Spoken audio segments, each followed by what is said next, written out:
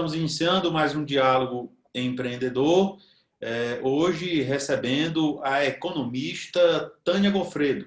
Ela é economista da Coast Drives, que nós vamos também ouvir um pouco sobre essa empresa que tem uma atuação hoje em mais de 40 países. E eu fiz questão de convidá-la para participar do nosso programa para discutirmos sobre os cenários da economia, né, conversarmos sobre os pontos hoje bastante discutidos na atualidade, que envolve também a política, porque não poderia ser diferente. E lembrando, nosso programa vai ao ar todas as quartas-feiras, às 20 horas, através da nossa TV pela BrisaNet, canal 176, através da TCM, canal 16.6, e também através da Telecab, canal 94, e através dos portais e redes do Economic News Brasil. E lembrando, se você não se inscreveu ainda no nosso canal do YouTube, inscreva-se e dê um like para que cada mais pessoas possam conferir os nossos programas. Olá, doutora Tânia, muito prazer ter a senhora participando do Diálogo Empreendedor. Bom, pessoal, o prazer é todo meu, Jackson. Antes de mais nada, muito obrigada pelo convite, né, de participar junto com vocês desse debate, desse canal, que traz aí assuntos bastante relevantes quando nós pensamos em empreendedorismo. Bom, eu sou economista, como você bem apresentou, economista da Cost Drivers. Cost Drivers é um produto da empresa chamada Datamark. Datamark, de fato, ela atua aí com indicadores para mais de 40 países. E nosso principal foco são as áreas de suprimentos das empresas. Porque o nosso principal objetivo com o Cost Drivers é dar para o comprador uma ideia mais justa do que está acontecendo em termos de preços, de índices, para que ele vá para uma negociação muito mais amparado de informações. Então, o grande objetivo do Cost Drivers é justamente dar esse suporte. É uma plataforma de tecnologia, onde ali nós procuramos colocar um ambiente que proporcione essa informação para que ele utilize não só nas suas negociações, mas também em momentos de orçamento. O produto, inclusive, surgiu há 20 anos, a plataforma iniciou dentro do mercado há 20 anos, justamente num período onde o Brasil passava por uma mudança, vamos dizer assim, até de paradigma, que era com o dólar muito alto. Me recordo bem, era o primeiro mandato do Luiz Inácio Lula da Silva como presidente. Então, o mercado ele estava bastante incerto, ele estava bastante, vamos dizer assim, com dúvidas, né? Com muitas incertezas do que poderia acontecer. Então, o câmbio, nunca me esqueço, ele subia absurdamente, tinha uma especulação muito forte em cima do câmbio. Então, nós já trabalhávamos com análises de mercado e foi, então, onde surgiu a ideia de criarmos uma plataforma para olharmos para os custos, né? Dado que esse câmbio tinha um impacto significativo para dentro desses custos das empresas. Que, aliás, é o que, de novo, está acontecendo esse ano, né? Um ano de pandemia, onde você tem um câmbio disparando fortemente, né? Eu acho que, ao decorrer da nossa conversa, talvez a gente entre nesse assunto, mas já me antecipando um pouquinho, esse ano nós tivemos um câmbio aí mais ou menos de 30% de desvalorização, ou seja, a moeda brasileira se desvalorizando aí em 30%. Então, isso tem feito um impacto bastante significativo dentro dos custos, né, do produtor. Porque o Brasil ainda é um país altamente dependente de importações de produtos de alto valor agregado. Então, quando você tem uma taxa de câmbio muito alta, como é o que nós estamos vendo esse ano, automaticamente isso se multiplica para os indicadores de preços e para os preços em geral. Então, ou seja, a nossa plataforma visa isso, dar ao comprador, às áreas de compras, essa visão um pouco mais fundamentada para as suas negociações. Isso é muito importante porque dado, informação, é muito importante para a tomada de decisão, né? Você tomar decisão no escuro é muito complicado. né? Sim. Inclusive, isso me lembra, alguns meses, em pleno período dessas incertezas, graças a Deus as coisas estão clareando mais e Deus queira que melhore mais ainda.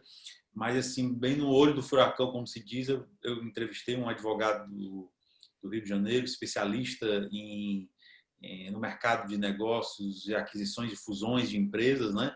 E que os especialistas na transação de uma empresa, na venda, tem que mostrar para o comprador que ali é um segmento próspero, que aquela empresa pode crescer de uma forma ou de outra e tal.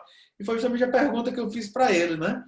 Como num momento desse de incerteza mostrar para o comprador que aquele negócio é um bom negócio, né? Porque nesse ano nós no nosso negócio, acho que muitos brasileiros, muitos empresários no Brasil, no mundo todo, tinham grandes expectativas com 2020, né? E de uma hora para outra mudou tudo. Como nós estamos também tendo muitos desejos expectativas que 2021 possa nos trazer novos momentos desafiadores, mas desafiadores eu digo num ponto mais positivo do positivo, né? Porque esse ano foi um ano desafiador, mas brigando contra quem não se enxergava, né? Uma coisa é você brigar com quem você enxerga. Verdade. Mas, Tânia, eu queria iniciar falando sobre a recente eleição do presidente americano Joe Biden, em que os mercados, o Brasil não foi diferente, houve uma receptividade muito grande com a eleição dele, coisa que já vinha sendo apontada pelas pesquisas. Isso basta dizer que no dia seguinte as bolsas tiveram alta histórica de 98 trilhões, né, a soma de todas as bolsas. Só no Brasil foi negociado na sua máxima, né, 51 bi, né, em um único dia. E isso foi uma expectativa muito boa. E eu queria lhe perguntar, justamente a senhora já falou aí com relação ao câmbio, né? Sim. O que essa pode trazer de ponto positivo para o nosso país, com relação à área econômica? Nós tivemos ontem, o dólar atingiu, caiu a 5,08 e alguns especialistas estão apontando que no ano que vem ele pode reduzir ainda mais a marca de 4,20, 4,50. A Sim. senhora acredita que ele pode chegar a esse patamar? Olha, Jackson, bom, sobre a economia brasileira, ela é uma economia ainda altamente dependente de cenários externos, não apenas da sua própria condição macroeconômica, né? Então, uma das razões pela qual, inclusive, o dólar esse ano teve uma alta significativa tem uma relação direta, inclusive. Aliás, a moeda brasileira foi uma das que mais se desvalorizou ao longo desse ano, né? E, nesse caso, qual foi um dos fatores aí predominantes? Com a pandemia, houve aí o auxílio emergencial. Então, o governo que já vinha sendo questionado sobre as suas contas, né, públicas, então ele passou, o investidor, né, o investidor estrangeiro, ele passou a olhar para o Brasil com um pouco mais de risco, né? Então, esse risco aumenta. Na medida em que ele aumenta, você tem um impacto disso para a taxa de câmbio. E por que eu estou dizendo isso? Porque o câmbio ela é uma variável que ela não depende só desses fundamentos internos, né? Porque, por outro lado, em função até desse câmbio alto, nós tivemos aí saldos comerciais bastante significativos que nos ajudou, inclusive, a reduzir as nossas dependências de moeda estrangeira do mercado financeiro, né? Então, nós conseguimos manter nossas reservas. Então, se por um lado ele acaba impactando negativamente, por outro lado ele acabou produzindo resultados até positivos, que de uma certa forma volta positivamente para para a economia internamente falando. Então, por que eu estou dizendo tudo isso? Porque nós temos o efeito risco, né, que são efeitos que nós não temos, muitas vezes, a condição de administrar, né, como digo nós, o próprio governo, e tem os efeitos internos de melhorias ou de práticas que o governo tem tomado e que ajuda bastante nessa redução de risco. A eleição de John Biden, eu acho que, de certa forma, ela favorece esse cenário daquele que nós não temos condição de gerenciar. Por quê? Porque, de uma certa forma, ele é um presidente que vem com um discurso muito mais ameno, é um discurso onde ele fala bem com todas as frentes. Então, na medida em que isso acontece, você começa a entender que as relações que estavam até um pouco estremecidas, né, com China, a expectativa é de que essa relação melhore. Na medida em que essa relação melhore, o humor do investidor acaba também impactando positivamente para as economias menos favorecidas, aí, que ainda são consideradas de risco, como é o caso do Brasil. Então, eu olho isso de uma forma bastante positiva e acho, sim, que ela contribuiu bastante, porque ele, como eu digo, né, na verdade, ela não veio para melhorar, mas ela veio para reduzir o risco que já estava muito alto, do aspecto político, né, do aspecto das eleições de John Biden. Com relação o que nos é sempre muito perguntado é como que fica a relação dele com o Brasil, né? É claro que o Brasil já vem também sendo muito antes mesmo da candidatura, das eleições de John Biden. O mercado esse ano, independentemente até de pandemia, já vem cobrando bastante do Brasil ações em relação ao meio ambiente, né? Então, essas ações estão sendo bastante olhadas por esse investidor. E o governo, ele tem procurado fazer, ter discursos, vamos dizer assim, buscando soluções.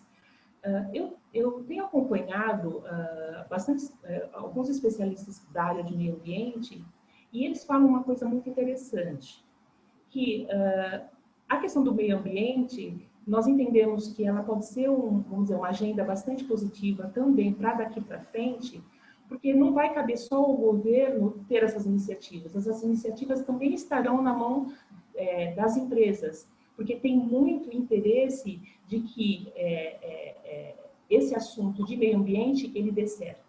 Porque, especialmente as empresas grandes que são altamente exportadoras, elas sabem que para que ela continue sendo muito bem avaliada pelo mercado externo, mantenha seu volume de investimentos, mantenha seu volume de exportações, ela precisa estar muito bem com essas questões ambientais, onde Europa, Estados Unidos dão extrema importância para isso. Então, assim, é de interesse, eu entendo que vai ter cada vez mais uma parceria entre governo, e se esse governo não estiver tomando alguma ação, ele vai sofrer algum tipo de pressão justamente da iniciativa privada para que isso aconteça.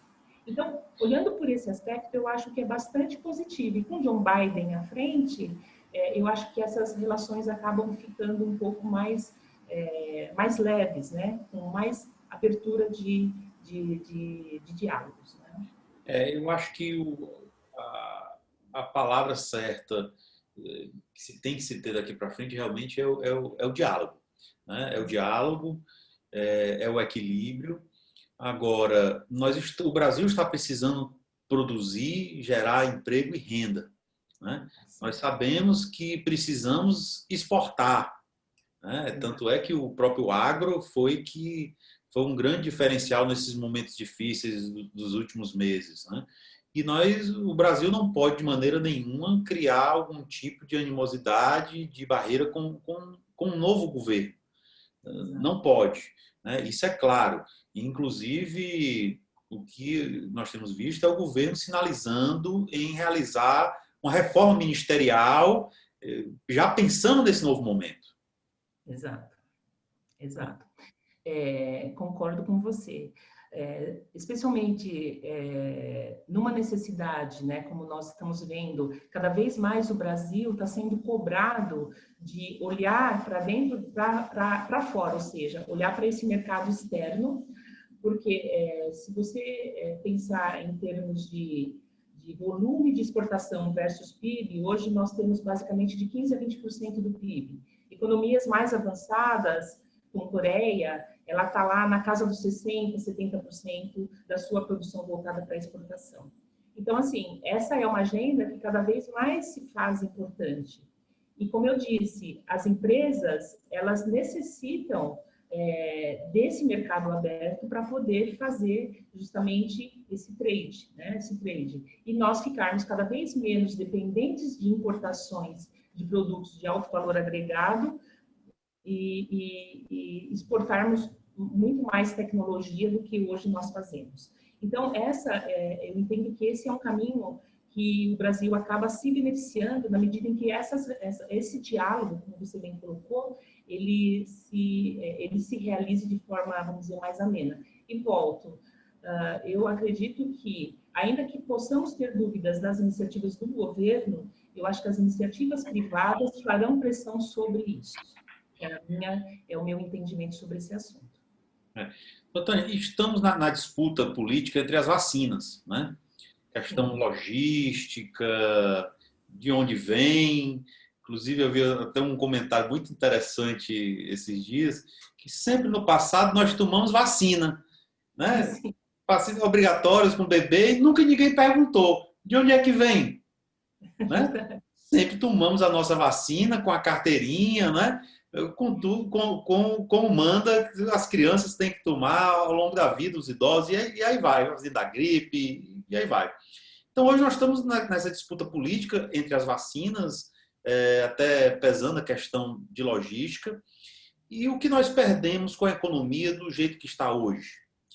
E o que pode prevalecer de um pensamento mais integrado entre as ciências sociais? É bastante interessante essa sua pergunta, porque quando nós pensamos, né, falando sobre as vacinas, né, você bem disse, e o nosso país é um país que, de uma certa forma, tem experiência com vacinas, né? Nós temos experiência por conta justamente de algumas doenças, né, erradicadas, vindas e erradicadas. Então, eu não vejo que esse seja um discurso, ou melhor, que seja um embate que deva ser travado, né? Existem, sim, questões políticas aí que muitas vezes impedem essas ações um pouco mais imediatas. Mas entendo também que, quando você pensa fora do Brasil, esse processo já está começando, né? Então, ele já está ficando bastante, vamos dizer assim, é uma onda que já está vindo com bastante força.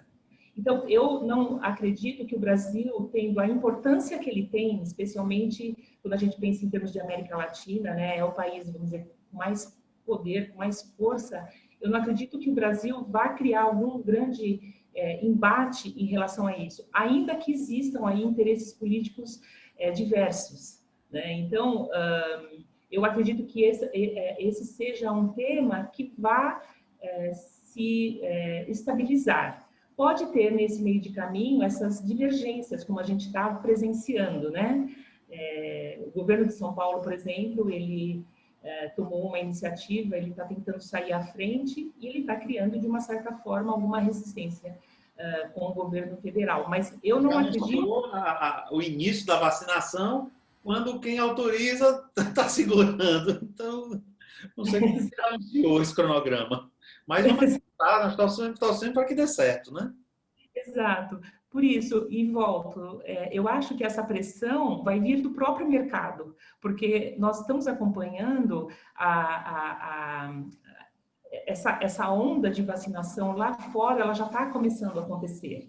Não há nada efetivo, mas nós temos acompanhado que Europa, Estados Unidos já tem falado bastante de início de vacinação para 2021, início de 2021.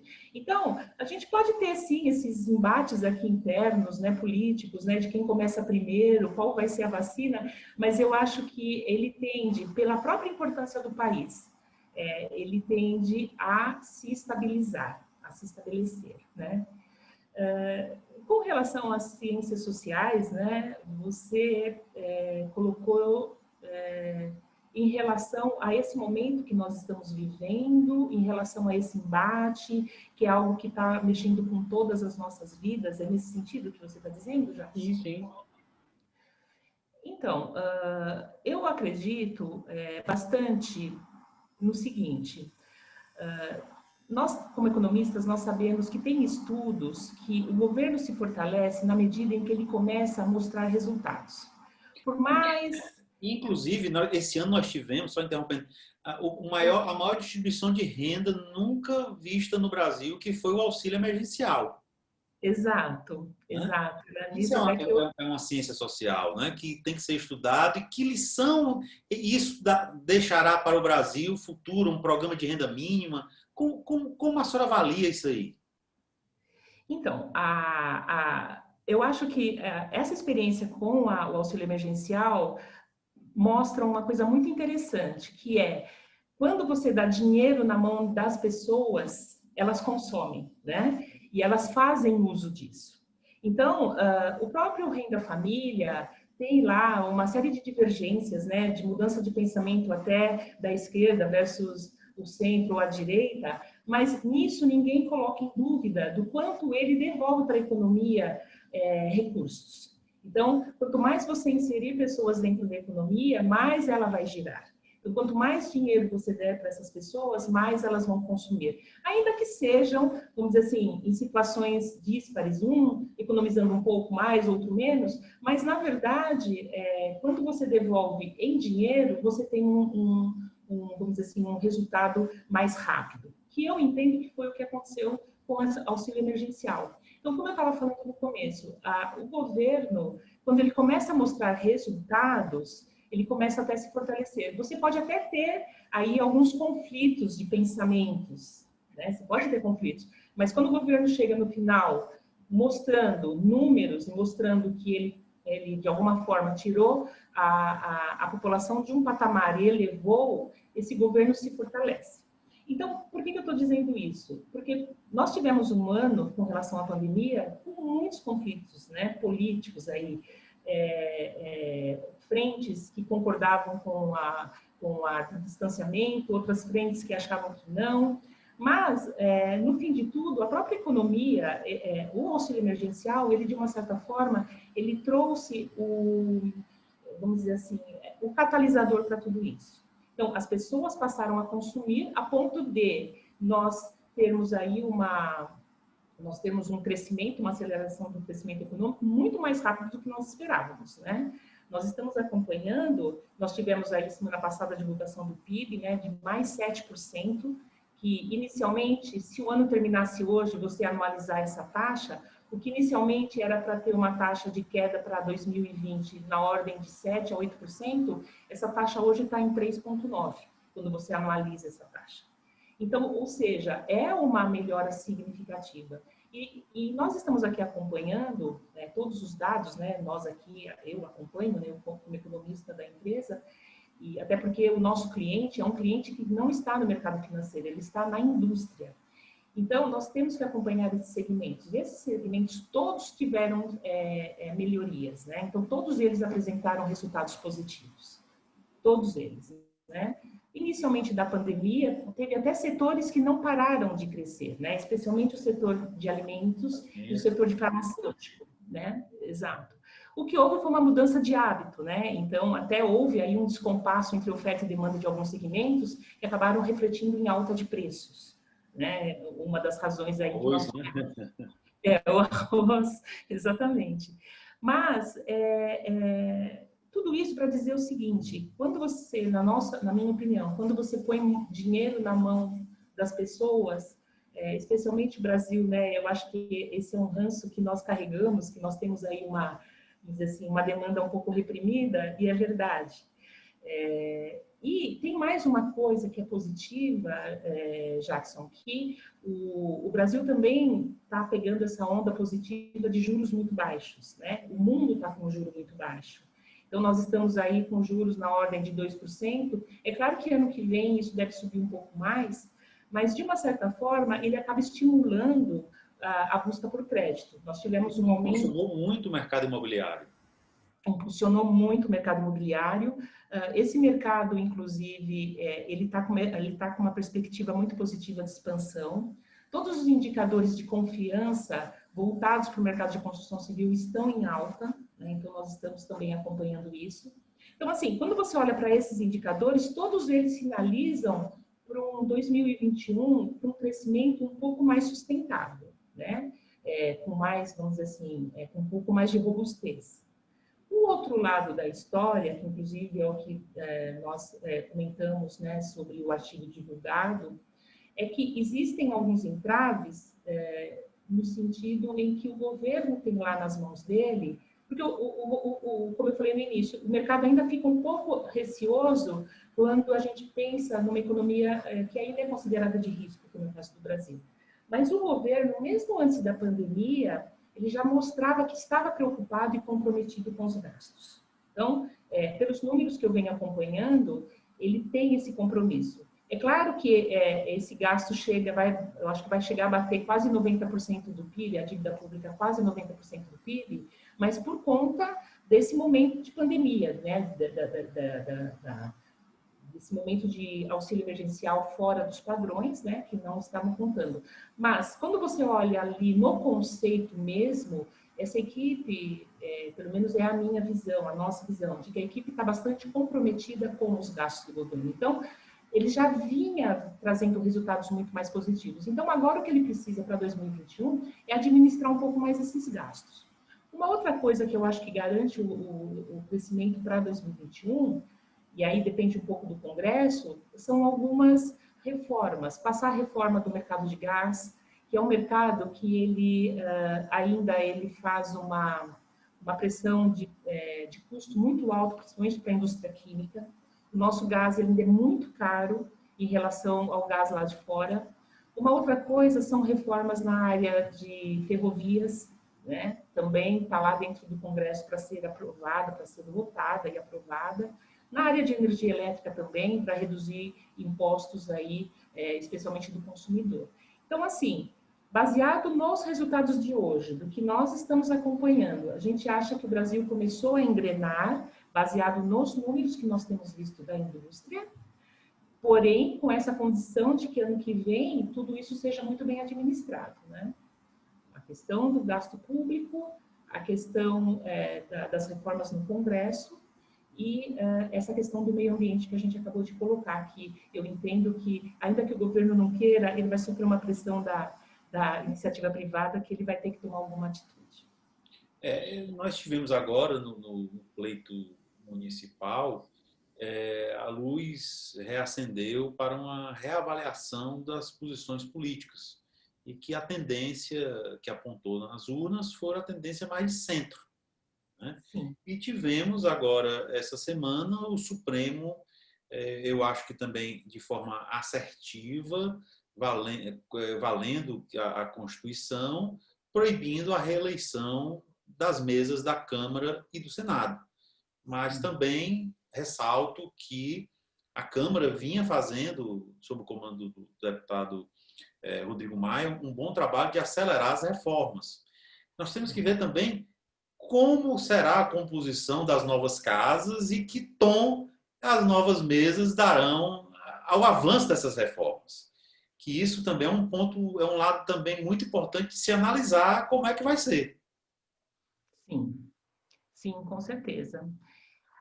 Sobre essa questão política, Jackson, eu enxergo assim, se nós tomarmos como base as eleições municipais, né, ainda que elas sejam municipais, elas não elejam figuras para a... Mas é o começo de tudo, né? É o começo de tudo, é onde está a base.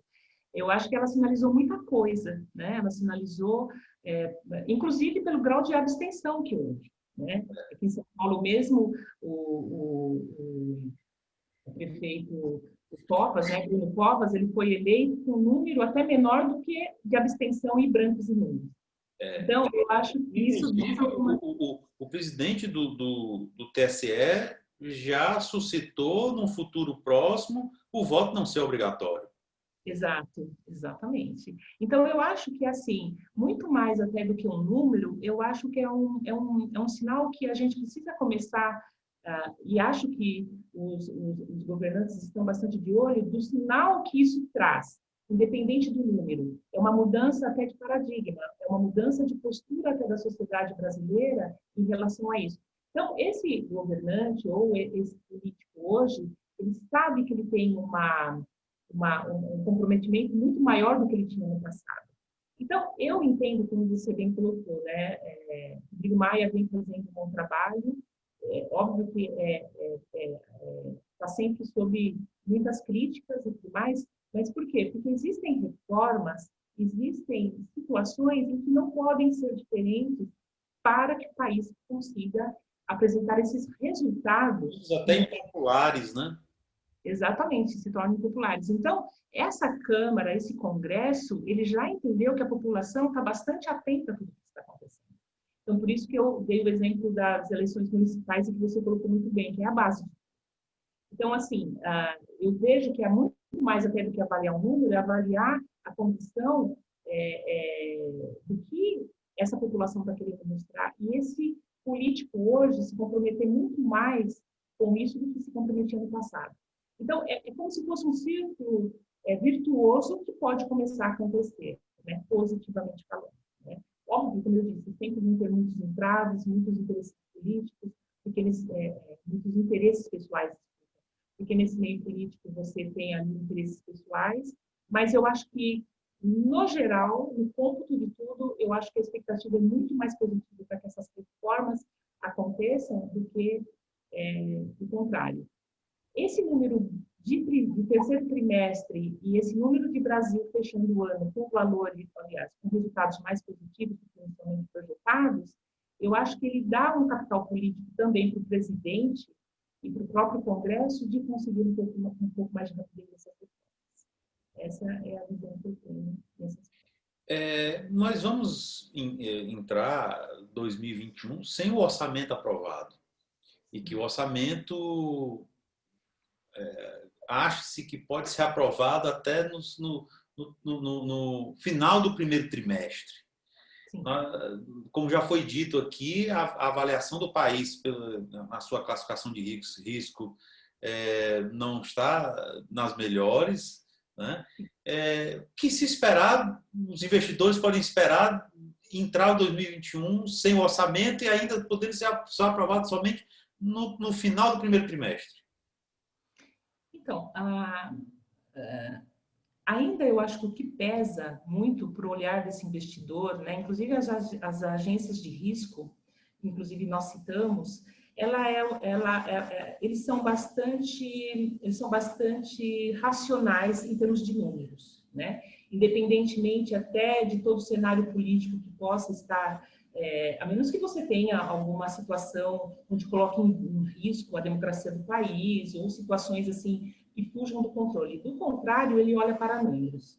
E se ele consegue enxergar uma base de crescimento acontecendo versus o governo mantendo as suas contas dentro de um limite ou dentro de uma condição de esforço para se equilibrar, essa agência começa também a reavaliar esse risco.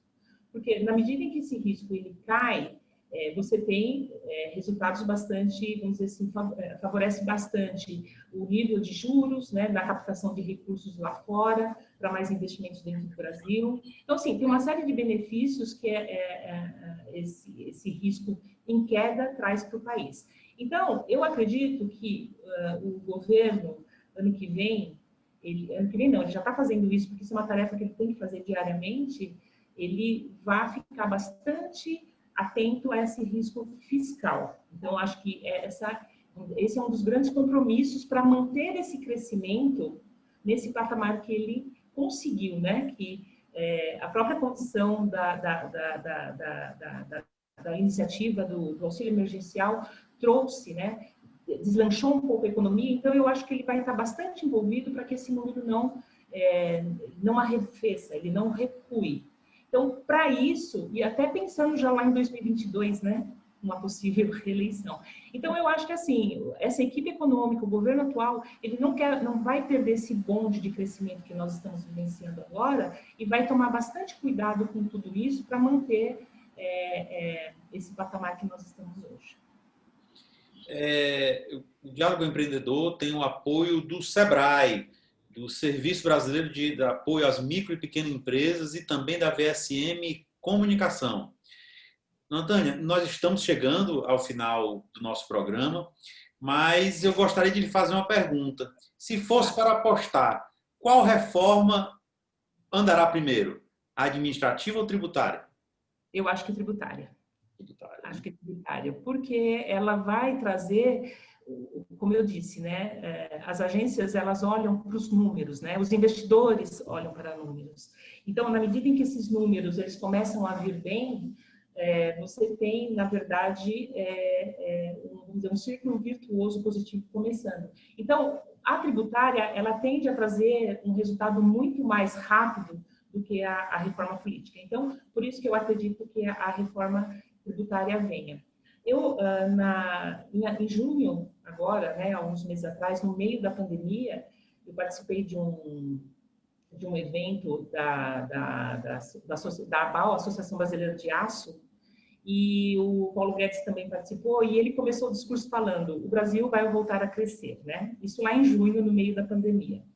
E o que ele falou ali, que eu sei que não é algo tão de curto prazo, mas se está dentro, vamos dizer assim, da consciência e da memória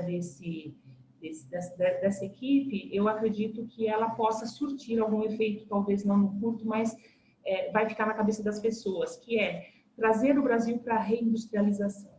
Né? Então, quando a gente pensa em reindustrialização, porque nos últimos 20 anos, o Parque Nacional Brasileiro também teve uma série de perdas, né? E o próprio conceito, né, econômico, o próprio modelo econômico foi desindustrializando e foi indo muito mais para a área de serviços, mas a sensação que a gente tem é que esse governo está tentando retomar isso, né? E isso, para o pequeno e médio, que é a grande base da nossa, vamos dizer assim, da nossa economia, isso é bastante interessante.